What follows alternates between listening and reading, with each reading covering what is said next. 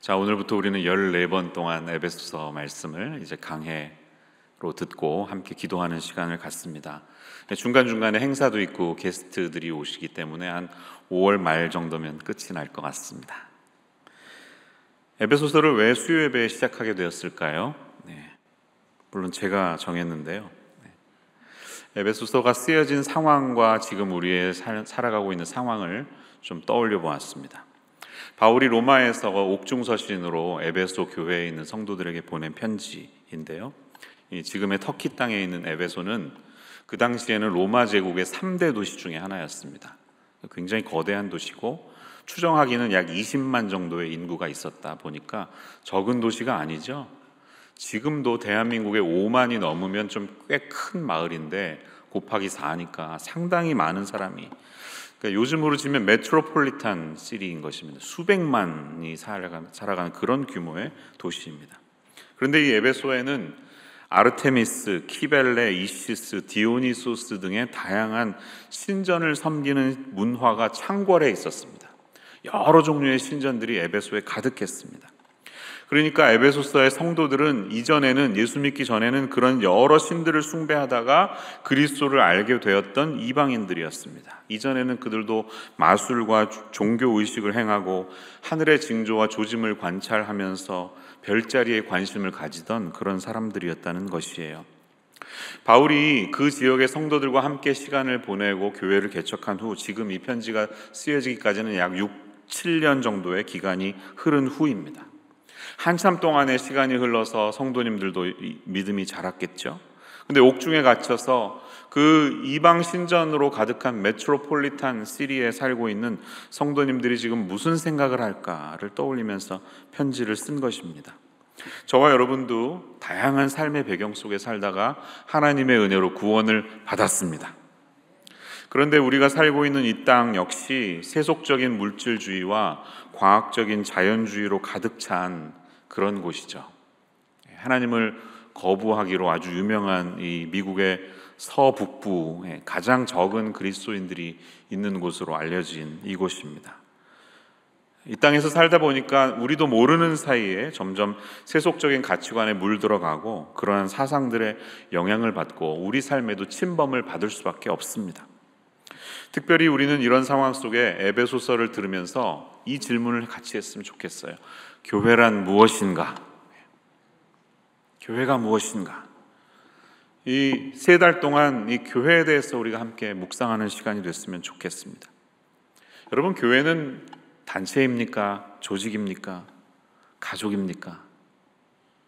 다 맞다면 무엇이 강조되어야 할까요? 이 교회에 대한 정의가 어느 때보다 절실한 시대를 저와 여러분이 살고 있어요.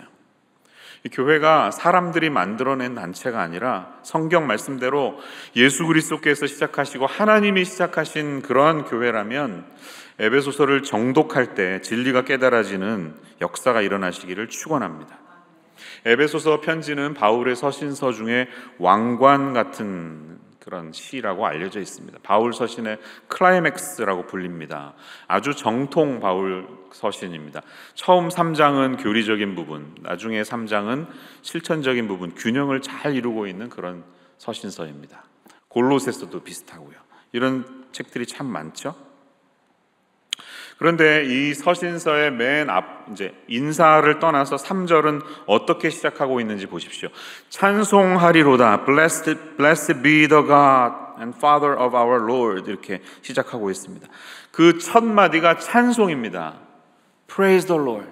찬송하리로다. 여러분, 우리 그리스도인들의 믿음의 출발점에는 항상 찬송이 있어야 합니다. 여러분들께서는 이 교회의 생각을 펼쳐갈 때 시작하는 감정이 무엇입니까? 바울은 지금 교회를 염두에 두고 편지를 적어 내려가기 시작하지 않습니까? 그런데 교회를 떠올릴 때 그 마음속에 제일 떠오른 단어는 찬송이었습니다. 우리는 어떻습니까? 교회를 묵상하면 찬송과 감사가 있습니까? 아니면 한숨이 나오십니까? 아이고, 이번 주 또 설거지하러 가야 되네. 아니죠, 원사님? 네. 우리도 찬송이 있어야죠. 그리스도인들에게는 그래야죠. 이 바울 서신을 묵상하면서 저는 이 부분에서 굉장히 은혜를 받았습니다. 제가 자세히 보니까요, 3절에서부터 14절까지 오늘 이 본문이 헬라어로 한 문장이에요. 한 문장. It's one sentence. 바울 서신 중에 가장 긴 문장 중에 하나예요. 그러니까 무슨 말이 느껴지십니까? 이렇게 쉼표를 찍을 여유도 없이, 문장을 끝낼 여유도 없이 막 북받쳐 오르는 감정에 못 이겨서 폭포수가 막 거침없이 떠오르듯이, 우리도 그렇잖아요. 기도 많이 하시는 분들 좀 문장이 안 끝나잖아요. 막 복문으로 이어지면서 막 6, 7, 8 센텐스로 막 계속 이어지는 분들이 있잖아요. 그런 마음인 거예요. 교회, 비록 이 신전으로 가득 찬 소수자로 살아가는 성도들이지만 이 교회를 떠올릴 때, 성도들을 떠올릴 때 그에게는 찬송의 마음이 흘러 넘쳤던 것입니다. 그 이유가 무엇입니까? 그가 교회를 떠올릴 때 이렇게 찬양으로, 찬송하리로다라고 떠올린 이유가 무엇입니까? 그는 3절에서 이렇게 말합니다. 그리스도 안에서 하늘에 속한 모든 신령한 복을 우리에게 주시되 라고 말하고 있습니다. With every spiritual blessing in the heavenly places 라고 말합니다. 이 신령한 복을 우리에게 주셨기 때문에 감사하다는 것이, 여러분 복 좋아하시잖아요. 그런데 신령한 복은 무엇입니까? spiritual blessing이라는 건 무엇입니까? 헬라어에 보니까 푸뉴마티코스라는 단어가 적혀 있어요. 푸뉴마가 뭐죠? 성령이죠. 여기서 말하는 신령한 복은 성령님과 관계된 모든 복을 말하는 것입니다.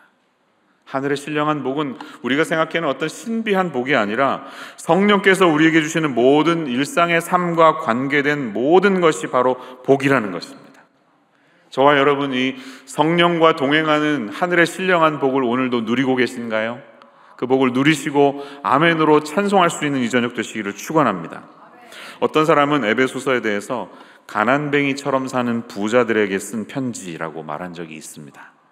많은 것을 가졌지만, 정말 큰 복을 가졌지만 그 성도들이 그것이 전혀 없는 것처럼 살아간다는 거예요.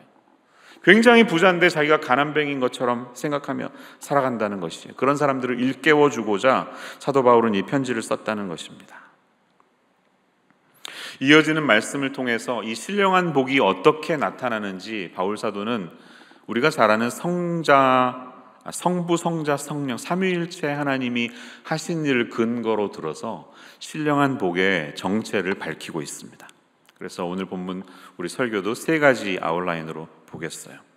첫 번째 부분은 성부 하나님이 우리에게 예비해 주신 축복입니다. 이 내용은 4절에서부터 6절 말씀이에요. 신령한 복이 어떻게 나타났습니까? 보세요. 곧 창세전에 그리스도 안에서 우리를 택하사 우리로 사랑 안에서 그 앞에 거룩하고 흠이 없게 하시려고 그 기쁘신 뜻대로 우리를 예정하사 예수 그리스도로 말미암아 자기의 아들들이 되게 하셨으니, 이렇게 말씀하고 있습니다. 저는 이것을 신학적인 용어로 선택과 입양이라고 말씀드리고 싶어요. Election and adoption. 한번 따라해 주실까요? 선택과 입양. 하나님이 우리를 그분의 기쁘신 뜻 안에서 우리를 택하셨대요. 일렉트 하셨대요. 예정하사라는 단어가 여기 있습니다. 우리 칼빈주의 신앙에서 그렇게 강조하는 하나님의 주권, 그분의 예정이 여기 나타나 있어요. 그런데 언제? 4절 말씀, 언제 우리를 택하셨다고요? 창세 전에. 창세 전에. 여러분 이 상황을 한번 잘 묵상해 보세요. 세상이 얼마나 오묘하게 창조되어 있습니까? 어마무시하죠. 과학을 깊이 연구할수록 저는 그렇게 생각해요. 이게 진화나 어떤 우연으로 만약에 창조됐다면 그것은 기적이다라고 생각합니다. 이 세상이 돌아가는 법칙이 어떤 위대한 어떤 사람의 터치가 다 그 자연세계 속에 묻어있는 것 같아요. 여러분도 동의하시나요? 네. 제가 얼마 전에 카톡을 하나 받았는데 이분이 이런 말을 적었어요. 아마 인용한 것 같은데 이렇게 시작해요. 한국 사람들은 부동산에 한이 맺혀서 지구가 큼직해져서 부동산이 넓어지면 얼마나 좋겠나 하는 생각을 한다고 해요. 지구가 만약에 조금 10%만 더 커지면 부동산 투자를 더 하니까. 그런데 이것은 큰일 날 일이라는 것입니다. 왜냐하면 지구의 크기가 10%만 더 커지면 중력이 커져서 그 결과 물이 수증기로 증발이 되질 않는다고 합니다. 물의 순환이 차단되기 때문에 생명체가 살 수 없대요. 그리고 지금보다 10%만 크기가 작아져도 이제는 중력이 너무 약해져서 한번 증발한 수증기가 우주 공간으로 영원히 날아가 버린답니다. 그 결과 지구는 물이 완전히 말라붙어 버리고 모든 생명체는 멸종하게 된다는 것입니다. 두 번째 근거는 자전 속도를 이야기했습니다. 자전 속도가 지금보다 조금만 더 빨라지면 지구만 빨리 도는 게 아니고 지구를 감싸고 있는 공기도 같이 빨리 돌기 때문에 그 결과 태풍이 매일같이 분다고 합니다. 매일같이 태풍이 부는 지구에서 누가 살아남을 수 있겠습니까? Nobody. 또 지구가 조금 천천히 돌게 되면 지구가 크기 때문에 비열 때문에 낮에는 너무 뜨거워지고 밤에는 너무 추워집니다. 대표적인 별이 달이죠. 달은 대단히 느리게 돌기 때문에 낮과 밤의 일교차가 몇백 도 차이가 납니다. 낮에는 영상 200도, 밤이 되면 영하 150도 이렇게 떨어지니까 만약에 지구가 조금만 느리게 돌아가도 똑같이 그렇게 되는 것입니다.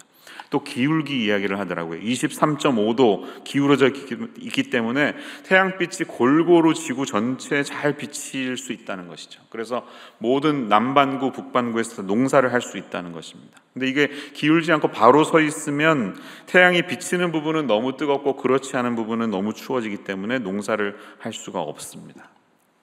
태양과의 거리도 그렇습니다. 태양과의 거리가 지금보다 조금만 가깝거나 조금만 멀어지면 너무 뜨겁거나 너무 추워지기 때문에 생명체가 살 수 없대요. 금성 같은 경우가 너무 뜨겁기 때문에 불덩어리 같이 지금 타고 있고요. 지구보다 조금 더 멀리 있는 게 화성인데 너무 추워서 얼어붙어 있습니다. 그러니까 어떤 생명체도 생존할 수 없는 것이죠. 자, 이런 생각을 해보면 분명히 창조자의 그 놀라운 섭리 가운데 세상이 계획되었다, 이런 생각을 하지 않을 수가 없죠.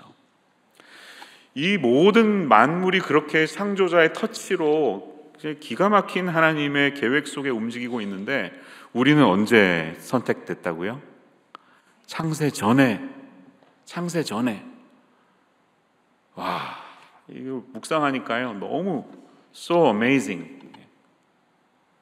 모든 달과 별과 모든 생물들의 DNA와 그들의 생김새와 그런 것들을 디자인한 엄청난 이 하나님께서 창세를 만드시기 전에 이미 우리를 선택하시고 우리를 아셔서, 내가 엄마의 뱃속에서 이렇게 태어나기 전에 주님이 나를 아셨잖아요. 나를 보셨다고 시편 기자가 말하는 것처럼 그 하나님의 사랑의 선택과 예정이 우리를 향했다는 사실입니다.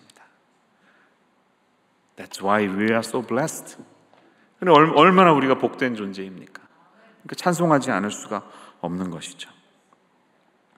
그리고 주님은 우리를 오늘 본문의 5절 보니까요, 예수 그리스도로 말미암아 자기의 아들들, 괄호 열고 딸들이 되도록 우리를 입양하셨다는 거예요. 교리적으로는 Doctrine of Adoption이죠. 양자의 교리라고 말합니다.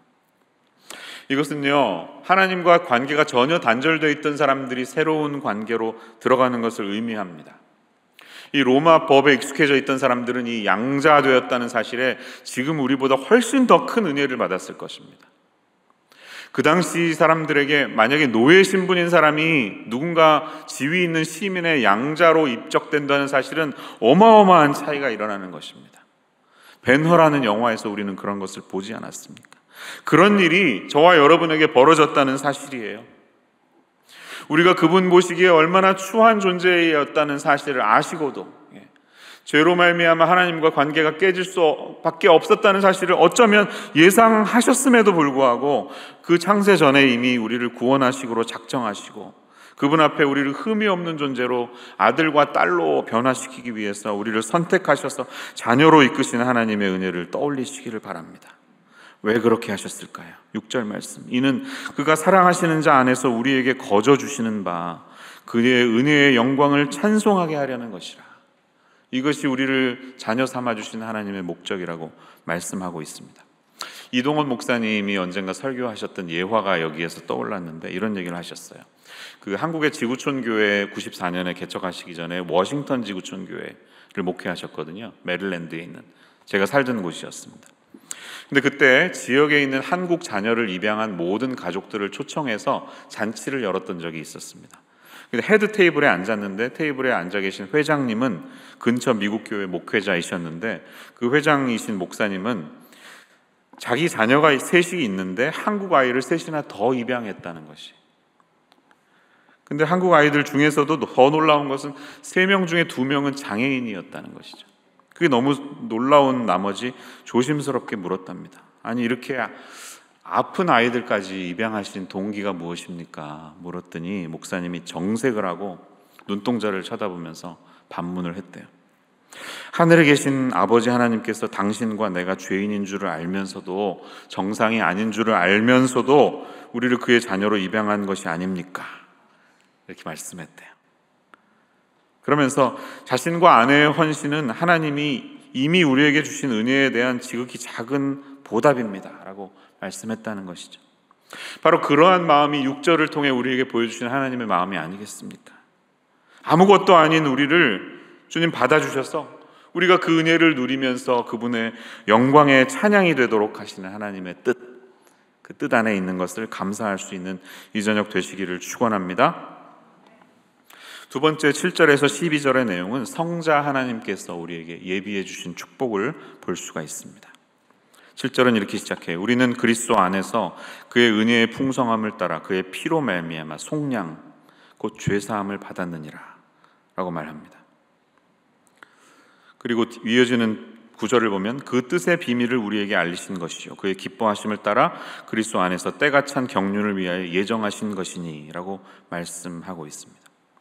저는 이 부분 예수님께서 우리에게 하신 축복은 속량, 리뎀션, 그리고 계시, 레벨레이션이라고 말씀드리고 싶어요.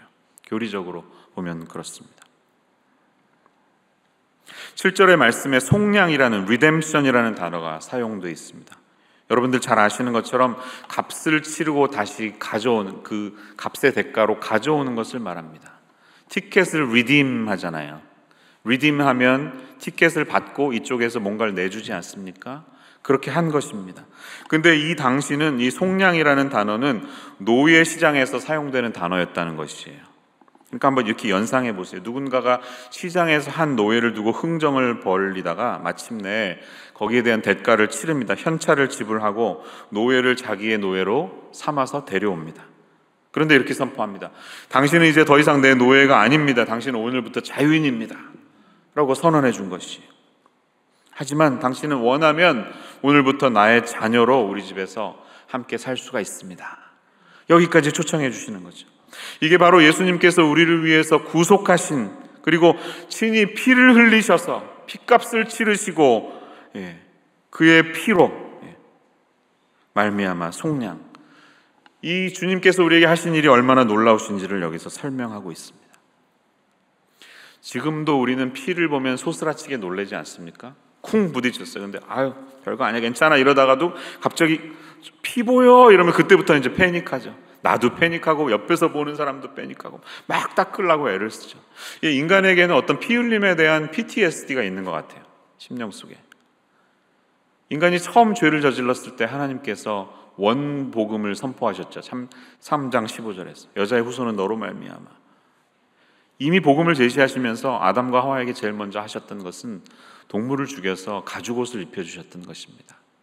이 피의 대가가 얼마나 소중한지를 처음부터 복음의 원리 가운데 보여주셨고, 그 경험을 한 우리는 피를 볼 때마다 2000년 전 우리를 위해서 누군가 흘리셨던 그 희생을 떠올릴 수밖에 없는 것 같습니다. 예수님의 피 때문에, 그분의 보혈의 은혜로 우리가 속량되었습니다. 이 속량은 통치권의 이동, 이렇게 보시면 좋을 것 같아요. 다스림이 이동하는 것입니다. 한번 따라해 주실까요? 통치권의 이동. 네. 이 에베소서의 친척과 같은 편지가 골로새서인데요. 골로새서는 4장이고 에베소서는 6장인데 잘 읽어보면 구조가 굉장히 비슷하고 비슷한 말들이 많이 나옵니다. 거의 75%까지 비슷하다고 쓰여져 있어요. 그래서 어떤 사람은 먼저 골로새서를 쓰고 나중에 또 편지를 쓰다가 앞에 썼던 내용 기억해서 또 반복했다 이렇게 말하는 성경학자도 있어요. 근데 이 예수님의 그 속량에 대한 부분을 골로새서 1장에 가보시면 13절, 14절에서 이렇게 말합니다. 잠깐 한번 찾아보세요. 뒤로 조금만 가시면 되죠. 골로새서 1장 13절, 14절. 그가 우리를 흑암의 권세에서 건져내사 그의 사랑의 아들의 나라로 옮기셨으니, 그 아들 안에서 우리가 속량 곧 죄사함을 얻었도다. 할렐루야. 이것이 속량의 의미라는 것입니다. 우리가 아들의 나라로 이민한 것입니다. 하나님의 은혜로 죽을 수밖에 없는 그 어두움의 땅에서 건지심이 돼서 구출돼서 새로운 하나님의 나라로 이동한 것입니다. 우리는 지난주에 탈북자이신 분들을 만나지 않았습니까? 그분들의 간증을 듣지 않았습니까? 그 탈출의 과정이 얼마나 긴박한지 우리는 이미 잘 알고 있지 않습니까? 그 러시아와 우크라이나의 국경기 접경지대에 살아가고 있는, 실질적으로는 러시아의 통치를 받고 있는 분들을 구출해내기 위해서 막 애썼던 이야기를 들으니까요, 굉장히 긴박했더라고요. 벌써 작년 2월에 벌어진 일이 벌써 1주년이 되어갑니다. 너무나 안타깝죠. 우리를 하나님께서 그렇게 구출해내셨다는 것입니다. 죽을 수밖에 없는 흑암의 권세에서 끄집어내셔서 아들의 사랑의 나라로 옮기신 이 하나님의 은혜를 찬양할 수 있는 저와 여러분이 되시기를 축원합니다. 주님이 여기에 하신 일이 한 가지 더 있습니다. 그것이 저는 계시라고 말씀드렸습니다. 그렇게 하셔서 무엇을 하셨습니까? 8절 9절 다시 보세요. 이는 그가 모든 지혜와 총명을 우리에게 넘치게 하사 그 뜻의 비밀을 우리에게 알리신 것이요. 예수님께서 이 놀라운 어떤 비밀을 저희들에게, 아무것도 아닌 우리들에게 비밀을 알려주셨다는 것이, 계시해 주셨다는 사실입니다. 여러분, 이게 얼마나 감사한 사실입니까? 여러분들은 누구와 비밀을 나누십니까? 절친이 아니고서는 비밀 이야기를 하지 않죠? 배우자가 아니고선 비밀 이야기를 하지 않죠? 그런데 예수님께서 우리와 비밀을 나누신다는 것은 무슨 의미예요? 요한복음 15장 15절이 말씀하는 것처럼 너희를 더 이상 종이라고 부르지 않고 너희를 내가 친구라고 부르겠다. 우리를 이제 친구라고, 내가 아버지께 들은 것을 너희에게 다 알려줄 거야 라고 하시는 그 예수님의 마음을 우리는 여기서 볼 수가 있어야 합니다. 하나님 아버지께 들은 이 놀라운 하늘나라의 법칙, 그것은 오늘 다 설명할 수 없습니다.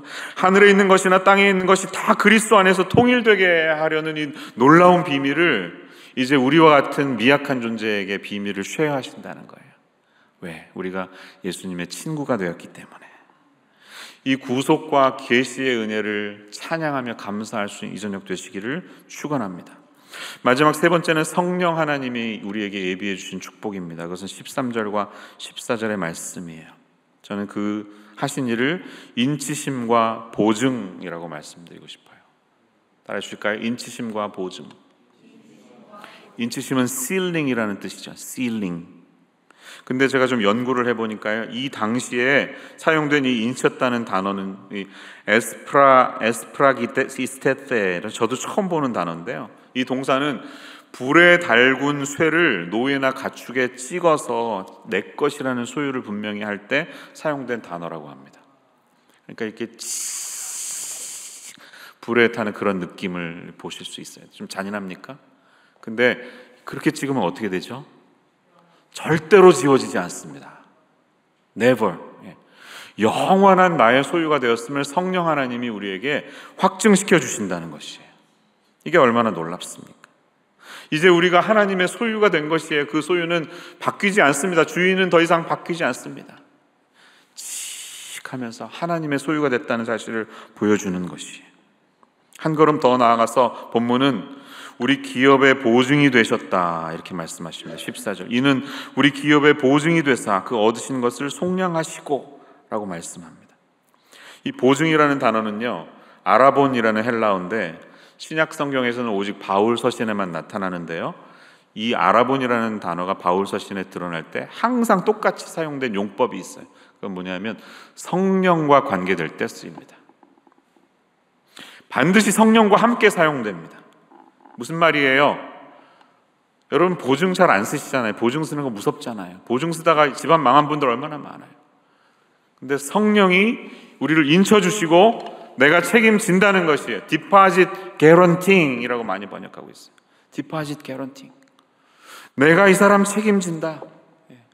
반드시 우리가 맺은 이 언약과 계약이 완성될 때까지 내가 책임진다는 성령의 약속이 여기에 있는 것이에요. 할렐루야. 이 보증금 20% 30% 내는 것으로 끝나지 않습니다. 우리 사람처럼 끝나지 않고요, 마지막까지 확실하게 지불하겠다는 약속이 되는 것입니다. 창세기를 읽어보니까 리브가의 이삭의 신부감을 구하기 위해서 리브가를 만나잖아요. 그 보내심 받은 사람이 바로 신부라는 것을 알아차리고 보따리를 풀어가지고 금목걸이, 손목걸이, 코걸이, 폐물을 다 주기 시작합니다. 그게 전부였습니까? 아닙니다. 그것은 앞으로 이어질 축복에 대한 보증이고 그것에 대한 시작이었던 것입니다. 주님이 우리에게 하시는 것이 그것이에요. 저와 여러분에게 있는 성령님이 하시는 일이 그런 일이십니다. 사랑하는 여러분, 교회라는 말에 지치셨습니까? 반복되는 예배 속에서, 이 힘 빠진 예배 속에서 지루함을 느끼십니까? 오늘 우리의 영적인 눈을 뜨고 우리를 위해서 창세전부터 예비하신 이 삼위일체 하나님의 합동작전, 그분들이 우리 영적으로 우리 안에서 일하시는 일들을 경험하고 감사할 수 있는 이 저녁이 되시기를 축원합니다. 앞으로 이어지는 에베소서를 통해 다시 한번 우리 심령에 새롭게 불이 붙고, 이 땅의 교회는 너무나 연약해 보이고 타락해져 있는 것 같지만 하나님이 꿈꾸시는 교회는 그렇지 않구나, 이 놀라운 소망이 있고 우리를 위해서 이 교회됨을 하시기 위해서 성부, 성자, 성령 하나님이 이렇게 연합해서 일하시는구나 라는 소망을 가지시는 저와 여러분의 삶이 되시기를 축원합니다. 어떻게 우리는 스테이 해야 될까? 어떻게 계속 머물러야 할까요? 오늘 본문 중에 제일 많이 나온 말은요, 그리스도 안에라는 말입니다. 발견되세요? 3절 그리스도 안에서, 4절 그리스도 안에서, 4절 사랑 안에서, 6절 그가 사랑하시는 자 안에서, 7절 우리는 그리스도 안에서, 9절 그리스도 안에서, 10절 다 그리스도 안에서, 11절 그 안에서, 12절 그리스도 안에서, 13절 그 안에서, 또 그 안에서 한 번 더 나옵니다. 바울이 유명한 표현이죠. 신약에서 196번이나 나오고 바울 서신에만 164번이 나오는데요, 오늘 여기에서 적어도 11번 등장하고 있습니다. 이 하나님의 합동작전 가운데 우리가 할 수 있는 유일한 일은 그리스도 안에 있는 것입니다. 할렐루야. 예수 안에 있으면 안전합니다. 너희 속에 착한 일을 시작하신 이가 그리스도 예수의 날까지 완성하실 줄을 우리가 확신하고 아는 것입니다. 그리스도 안에 머무십시오. 오늘도 Stay in Christ, 그분 안에 붙어 있으시기를 바랍니다. 우리가 해야 될 것은 무엇입니까? 그리스도 안에 있으면서 6절 마지막, 12절 마지막, 14절 마지막, 하나님 성부, 성자, 성령 하나님이 행하시는 일들을 마무리하면서 우리가 해야 될 게 뭐라고요? 은혜의 영광을 찬송하는 일이라고 말하고 있습니다. 받으신 은혜를 놓치지 마십시오. 메마르지 마십시오. 다시 한번 은혜 가운데 적셔지기를 소망합니다. 그래서 이 하나님을 향한 우리의 감사와 찬양이, 그분을 칭찬하는 일이 우리 주님 우리를 데려가시는 그날까지 이어지는 삶이 되시기를 주님의 이름으로 축원합니다. 기도하겠습니다.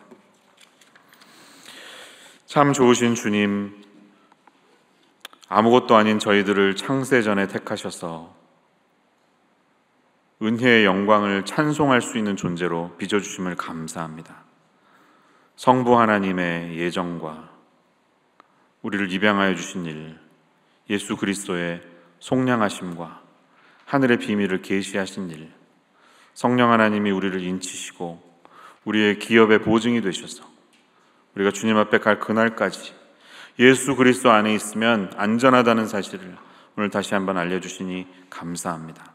오늘 그 사랑 붙들고 하나님을 찬양할 수 있는 저희의 삶이 되게 하여 주시옵소서. 예수님 이름으로 기도합니다. 아멘.